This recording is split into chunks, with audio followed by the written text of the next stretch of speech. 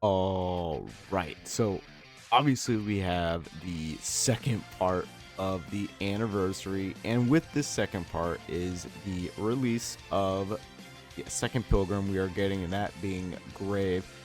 And in my honest opinion, even with the buffs to Cinderella, I still think Grave is the key piece of this anniversary and is going to be longevity wise more important than Cinderella. So let's quickly go over what she does. So you can see this is currently my build with her, needs some additional work, but you know, it is what it is. She's going to be a burst 2 character and a fire code character as well as an assault character, but let's really look at her skills.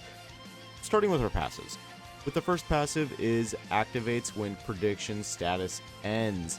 She is going to remove 100% of bullets. Heat emission is going to cause the reload ratio minus or downwards by 50%. It's going to remove heat emission under certain conditions. Activates only when heat emission status. This part. It's going to affect herself. She's going to recover 2% of her final max HP for every 2 seconds continuously. So we have a healer. Then she's going to activate only when she does get into mission states. She's going to affect all allies. Burst gauge filling speed up 35.42% at level 8, as well as pierce damage at level 44. The pierce one is important. Next up is the overheat. Is activates after landing 15 normal attacks. Her attack is going to increase by 13.37% removed upon reloading to max ammunition. Then is when the normal attacks hit after prediction status takes effect, it's going to affect herself. Changes according to number of hits. Yes, that will be right here. So after 30 hits, when in prediction overheat 1 status is the comes overheat 2 attack is going to increase by 17.84% continuously, and then at 60 times you get into overheat 3 is going to be a 26.6% increase continuously at level 7. Now, more importantly is the burst skill.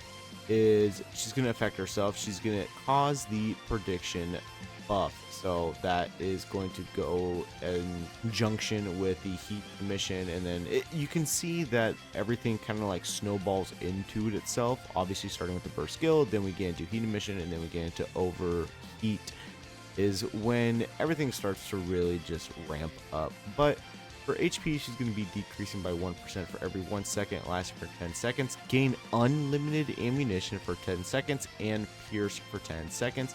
Her pierce damage is also going to increase by 45.6% for 10 seconds, and her crit rate up by 74.54% for 10 seconds. Then the most important thing in my opinion is that she's going to affect all allies for increased damage by 41.63%, as well as 34.53% for 10 seconds, and the max ammo capacity 3 rounds for 10 seconds. You can see that she is going to be a very, very strong buffer. So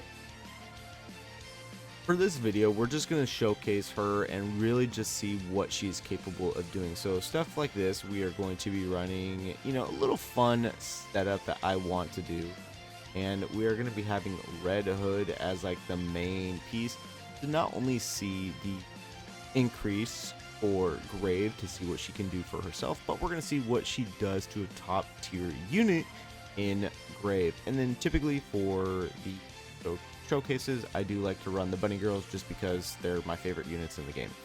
So we'll do that, and then we will jump over to, I'm thinking we just take on whatever interception is going on at the moment. We're really not too focused on the actual overall capability, but what we do want to prioritize is just, showcasing what Grave is going to be capable of doing. And that to me is the main point. So we'll do this. Save that and go ahead and do a mock battle. So for this, we want to prioritize, the characters that we want to showcase. And for that, we need to go manual status, which we already have set up. So obviously, yes, lots of damage. So we'll go boom, with Litter, get her going. Then we will do Grave.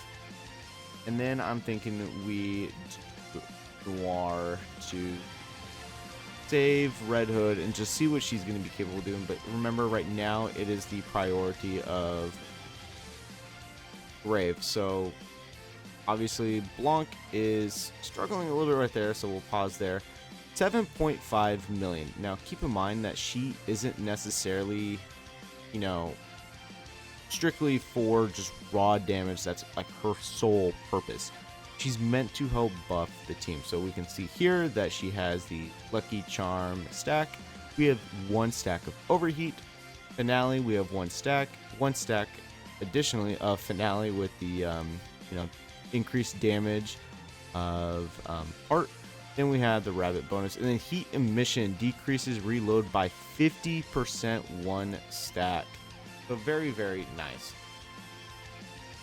Now,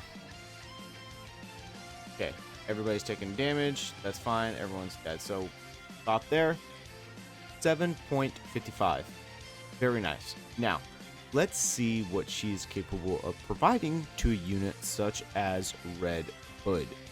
So we get 2 little parts. Is the overall damage that she is going to provide, as well as overall what she helps do with a unit who is giga powerful. So you can see here, Red Hood is just molly-whopping, as she always does. So, go ahead, and this is going to reset. Got lucky, but everybody dies. That's fine. 31 million. I think that's very strong considering, you know, it was in a short time frame. Now, what is my overall opinions on Grave? She's stupid strong. Like I said, Grave is easily, I think, one of the best characters in the game in terms of raw supporting capabilities, given how mainly for her burst, it does help everybody, increasing the pierce damage as well as increasing the overall attack. It's just magnificent.